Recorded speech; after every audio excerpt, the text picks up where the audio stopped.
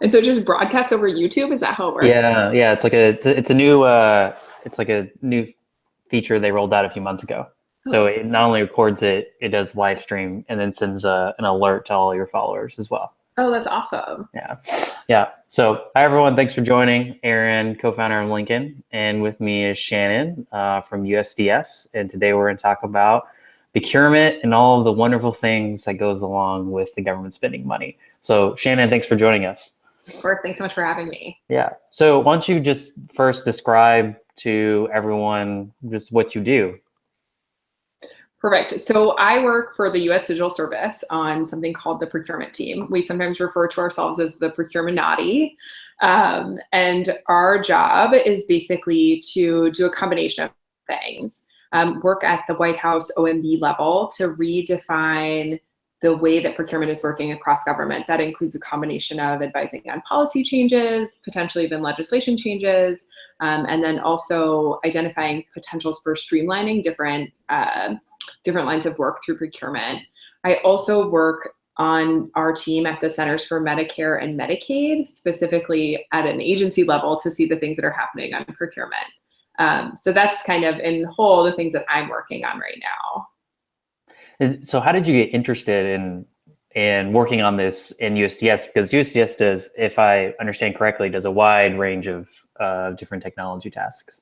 Yeah, definitely. So I guess I'll take a couple steps back to start with I don't think that anybody ever goes through their life and says I want to work in government. If they do, that's awesome. They should totally apply to work at US Digital Service. So I ended up working in procurement kind of by accident. I had been doing a number of other things. I actually worked at Bungie on Halo ODST, which is kind of random fact about me. And I was looking for a job in the tech space, but wanted something kind of intersecting with government. And I ended up working as a contracting officer. And I spent about 3 years there. And in that time period, I started to recognize that, number one, as a smart, ambitious female, there was not a lot of ways for me to move forward in the organization.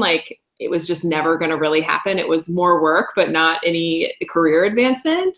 And so I also started to recognize the opportunities on the other side. So as a contractor, the potential to change technology in government by bringing great products to the buyers was the way that I kind of looked at it. And so I left and worked in industry for a little while and recognized pretty quickly that there was still a need for some regulatory, legislative related changes and kind of cross-government cultural change. And US Digital Service at that point in time had a procurement team of 2 people. And so I was on the US Digital Service site one day looking for some information and just clicked apply on a whim and ended up here feeling like this is probably the best place for me and my skill set right now. Great. Right.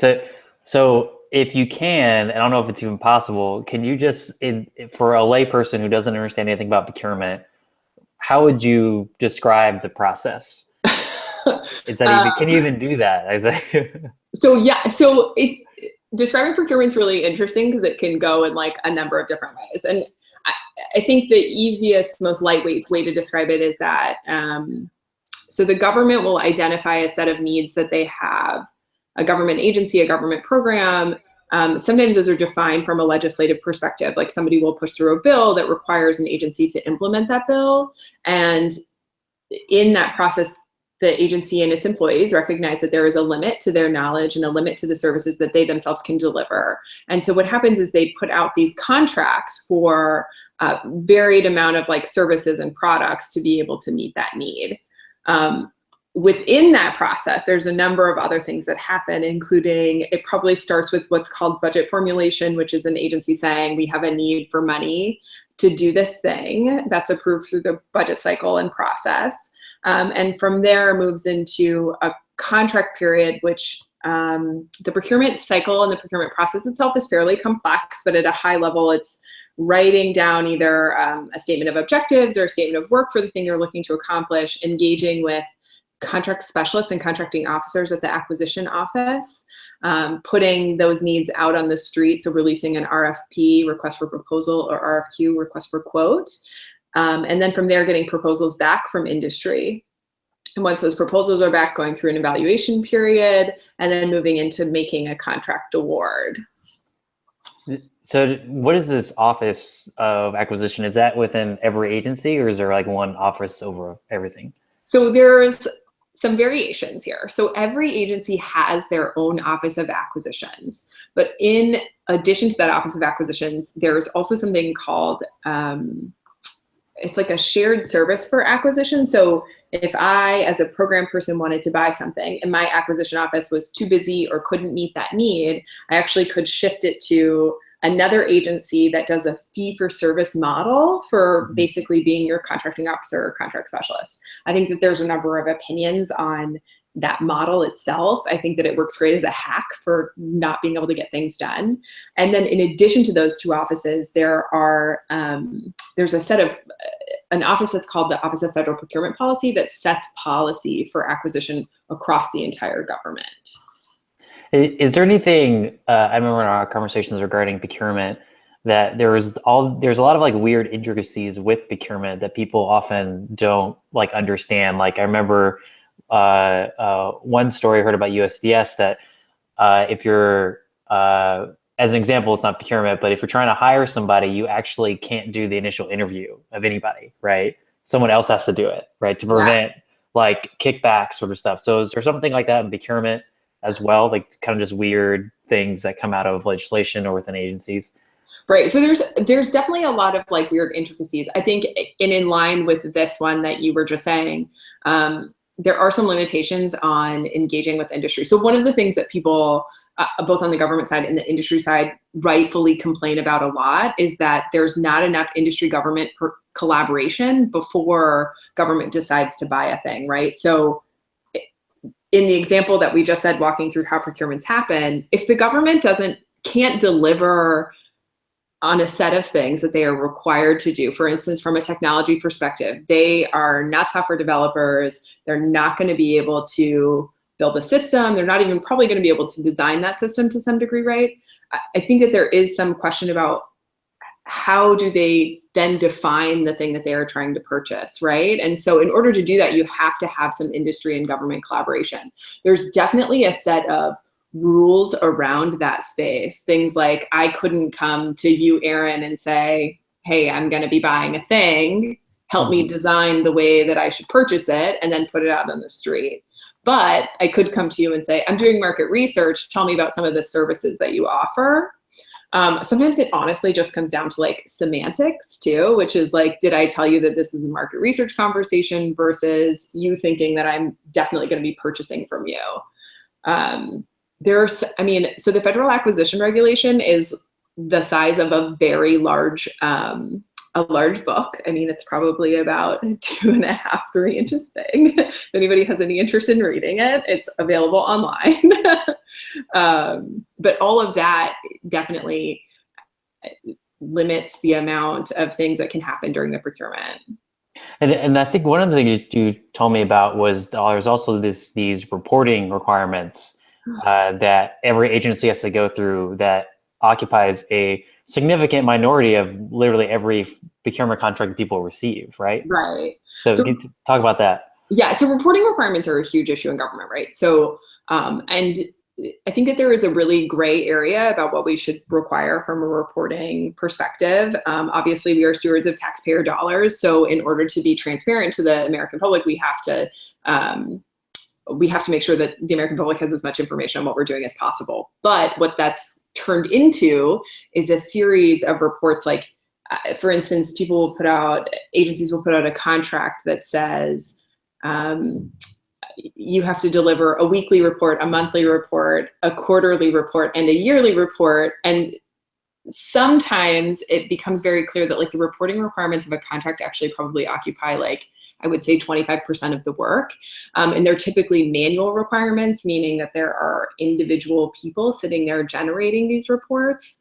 Some of them have a lot of use for reporting up to either a department level or OMB. Some of them are used for reporting out to the American public, and some of them are just used as like a management tool technique, which is really where Agile becomes super important, right? So high level, that's what reporting requirements are looking like. There's also, like the list of reporting requirements goes on and on. I'm actually trying to compile a list of them right now.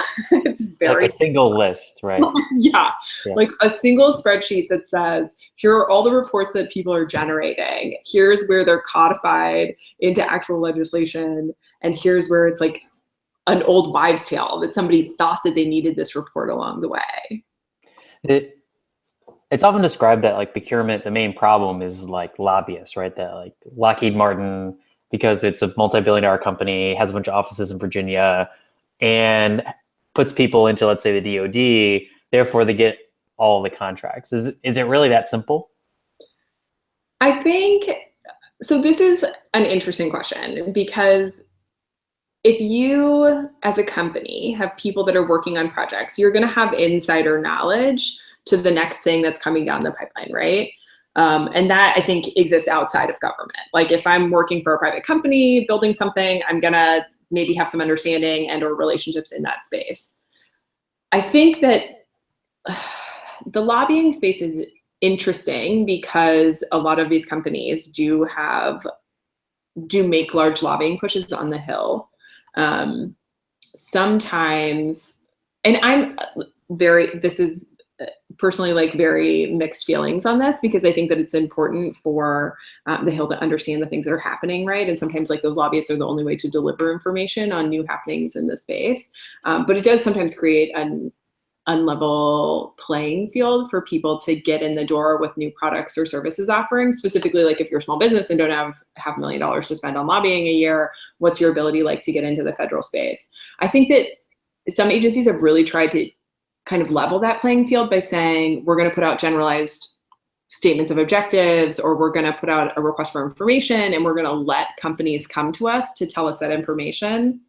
Again, though, if you don't have an understanding of the federal space and you haven't kind of run through like the basic breakdown of how you get a government contract, I think it's very difficult to still manage to make it through that process. And I think this goes back to your point about like policy, right? That the people who are often crafting what they need, the program manager or legislation, don't really have any clue about what they're trying to get, right? So I think the most epic example is the healthcare.gov website, right? That there was a massive requirement, I believe was it the user account creation, something like that like basically destroyed the site, right? Yeah. I mean, I think that that's really true. And I think that the reliance on industry, so like technological advancement moves so rapidly that sometimes it's really difficult to keep up with a number of things in the federal space, which is like, if our procurement cycle is 9+ months long, that means that I'm having to put something out with already understanding the solution that I think that I need at the beginning of that 9-month period. But the delivery of that actual working product maybe doesn't happen for 2 or 3 years, right? Which is like not necessarily the right thing to have happen, but it does happen. And in that 2 or 3 year period, the odds of that technology being, having some more advanced competitor is very high. But now we're still using that lower end technology. Mm-hmm, mm-hmm. So to summarize, before we shift gears to talking about startups and how they've been successful at getting procurement, if you had to pick, 3 things that are barriers to reform, or just say like 3 things that you would want to change within procurement reform, what would those be? I mean, I think that the first largest barrier is actually just culture and fear, right? It's this idea that like, it's difficult for people to want to look at new products or integrate new concepts into this space, especially when agencies and federal employees have been doing the same thing for a number of years. So that is probably the number one big issue. The second piece is just general regulation and requirements, right? So like, and this is outside of government as well, the more items that we need to be complying with or reporting on, I think that it just slows down our ability to move quickly and to pivot quickly. Specifically talking about reporting and what's referred to as the investment life cycle here in government. Like if I'm spending 2 years justifying why I'm buying a thing, at the end of that, I'm feeling like, all right, I've invested 2 years in this. I'm not going to turn around and go back. I'm not going to turn around and go back and say I was actually wrong. So there's that piece. And I think that the third thing is really getting access to great companies. Because the federal procurement because the federal sales cycle is so long, like 18 to 24 months is what it averages at, it's really difficult for a new company to want to spend time and energy in this space. And so we often miss out on opportunities to use new technology. So speaking of new technology, I think the two most prominent examples in the media are Palantir and SpaceX, and how they basically bucked the trend and did it differently. And as far as my understanding, for example, they didn't like go with the integrators. They decided to build something different, and were successful in that. Is there anything we can learn from those two examples? Yeah, I think the first thing that I really saw in doing a little bit of recon and seeing like what it was exactly in the space that Palantir had started to change, and I don't know as much about SpaceX, but the one thing that I saw with Palantir is like this unwillingness to back down when they knew that something was wrong. So they, from what I understand, spent a decent amount of money looking at government contracts that they had bid on, and maybe not received, and really pushing back hard when things were not solicited correctly or billed correctly or awarded correctly, which is something that is a double-edged sword, because there are a lot of companies that love to protest as a business development strategy, which is not my recommendation ever, because it slows down the government from being able to do things. But in this case, I think that it's really important that companies who see agencies making the wrong choices, doing the wrong things, that they flag them and that they make sure that people know and that they push back hard, because this is an ecosystem in which we are all contributors. And if a company is willing to let the government make the wrong choice and not stand up for it, then the government will continue to make that mistake over and over again. And can you elaborate on the protest thing? Because it's not like I posted on social media that, hey, they picked a bad company. It's like an official protest process. Yeah, so there's actually a really cumbersome protest process, and it's also very expensive. So again, thankfully Palantir had the money to be spending in this space. I think that a smaller company doesn't necessarily have that. But so what happens is when a contract is awarded, if a contractor who bid on that didn't agree with, essentially what happens is it's either called a debrief or like some sort of readout on why the award decision was made. And so that company can come back and say to the agency and or to GAO, which is the Government Accountability Office, that they disagree with the award that was made. What I would recommend is if anybody wants to protest things, make sure it has like very tangible requirements that is linked to, because otherwise it seems to be this nebulous waste of time of like, we just don't agree with it. And what eventually ends up happening is in a protest process, somebody can actually put a stop work order on the new contract that was awarded, and it can take up to 120 days to resolve a protest sometimes. And so work will just immediately cease. Nobody's allowed to work on it. The government's not allowed to rebid it.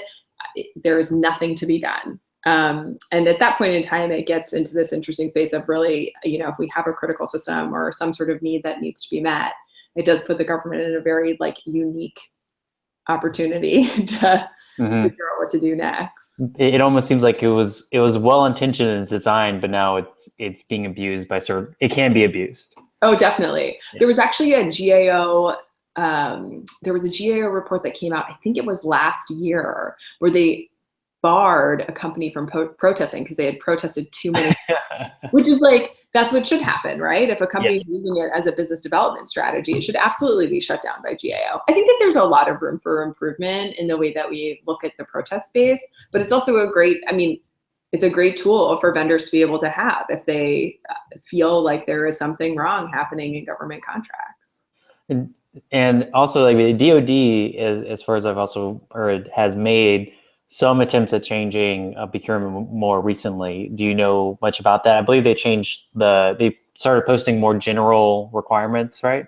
Right. So there's actually somebody who works on my team whose name is John Mostowski, who's awesome, who works over at the Pentagon on our Defense Digital Service team. And he's been working on a lot of acquisition reform related issues.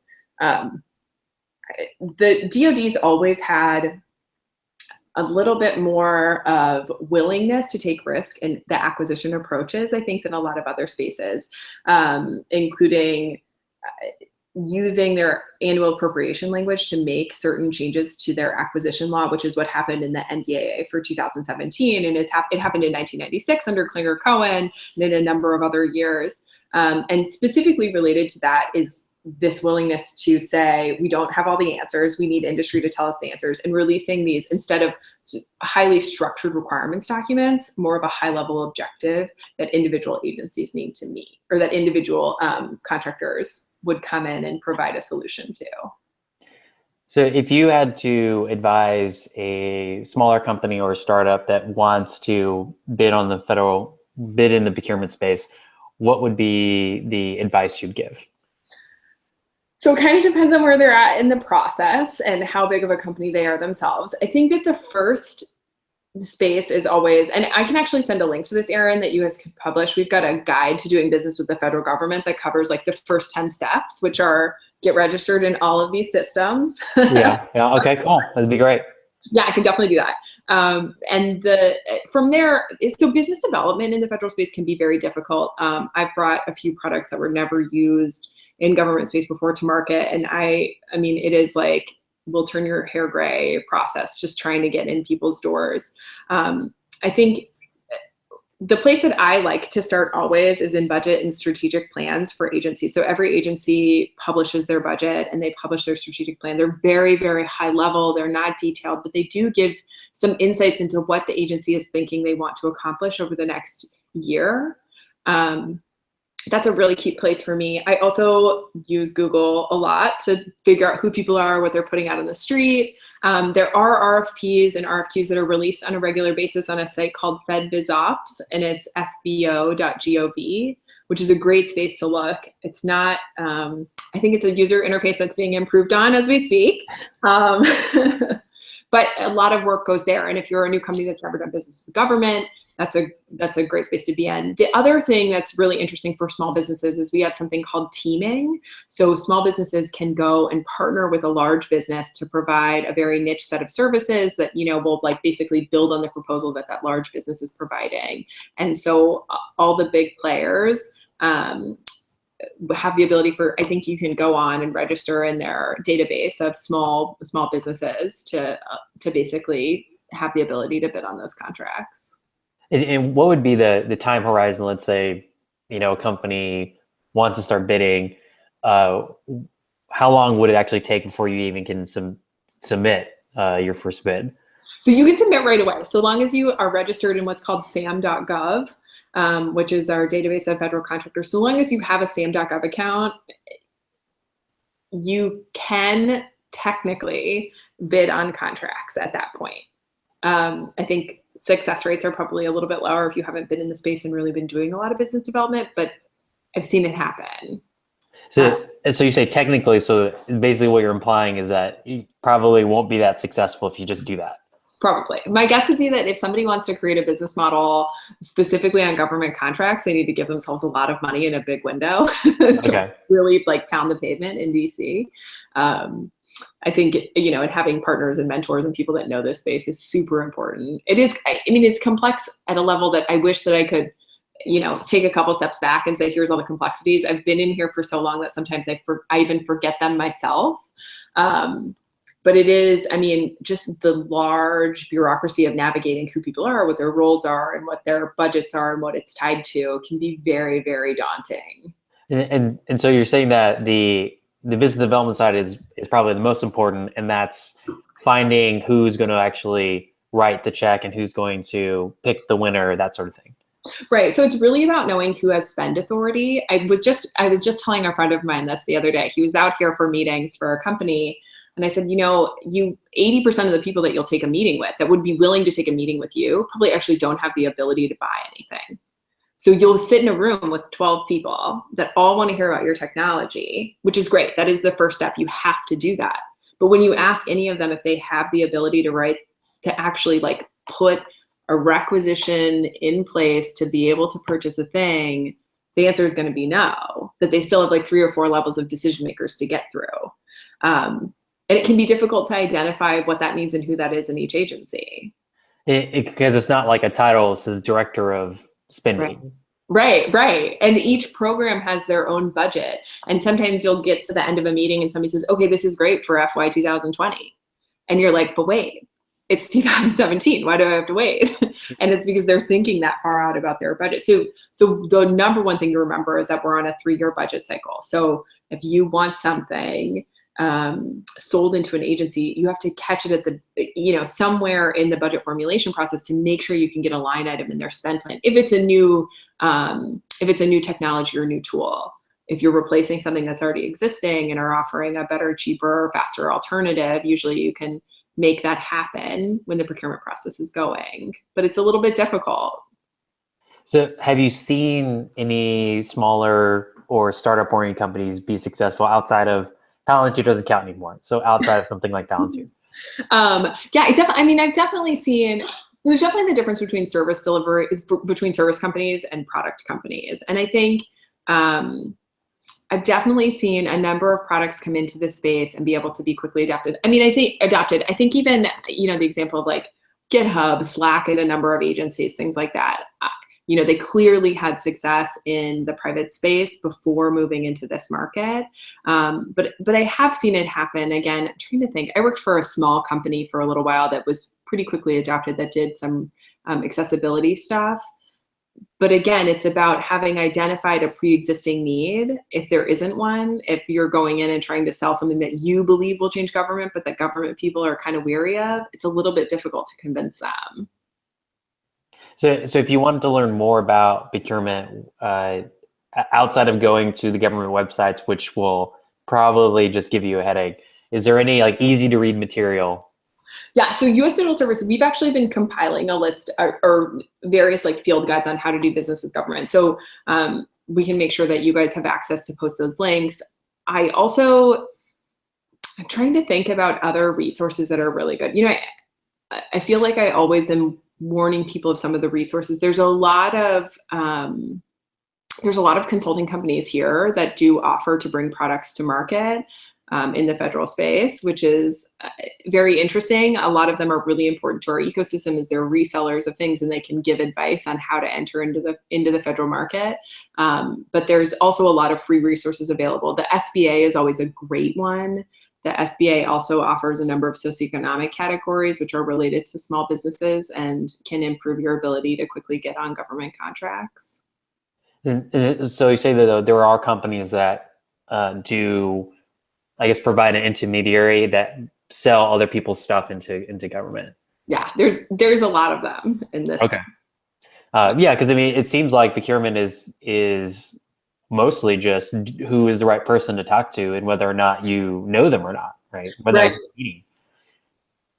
I think that sometimes, and I go back and forth on this, sometimes I think that if somebody has an amazing product that they want to sell into government, it is better to basically take that product to a reseller who has the ability to kind of navigate the complexities of the federal space versus trying to learn it yourself. Just because I feel like, I'm probably a 10-year government veteran now, and I feel like I still have no idea what I'm doing on some days because it's so complex. So sometimes that's a better option. And, I think in addition to that, there are, once you get into an agency, I think once you get your first taste of what bureaucracy really feels like in this space, you can start to understand how to navigate maybe another agency or another office within that agency. Great. Is there anything else you'd want to tell our audience about procurement? Yeah, I think, so we touched on this a little bit. The other thing that I think is really important is, so the government has socioeconomic goals that it has to meet in its contract spending, which are related to things like, are you a minority-owned business? Are you a woman-owned business? Are you in a hub zone, which is a historically underutilized business? I always recommend to every company that as they structure or as they are looking at the federal space to identify if they qualify for any of those. SBA.gov has some great resources for that, including identifying if you're in a hub zone, figuring out what it would take to potentially get into those other categories. And I always recommend doing that because they do have some advantages. For instance, there's something called the 8A program, which is a minority-owned business. And when you qualify for that, you actually can qualify for what's called sole source awards, so non-competitive awards of contracts. Which contracting officers love to use as a mechanism to get something out the door quickly. And if you are like an awesome company delivering awesome things, that's a great way to do it. Oh, so like it's like a fast track, right? Yeah, kind of. Which, the key there is making sure that 8A companies have the ability to deliver on the contract that you're awarding them, because it can be so easy sometimes that it feels like maybe, you're just putting it out there. Yeah, and then the other thing, speaking of fast track, so there's also the GSA schedules, which are great. So the Schedule 70 is the IT schedule, and getting on the schedule used to be a pretty time-consuming and expensive process, but they've recently released something called Fast Track, which gives you the ability to, I'm not sure of the total timeline, but I can also send over some information about that people could look into if they were interested in getting on the schedule. That's great. That's great. Yeah, well, Shannon, thanks a lot for your time. And for the audience, please email us questions or tweet at us, and we will provide those for you. Thanks again. Perfect. Thanks, Aaron.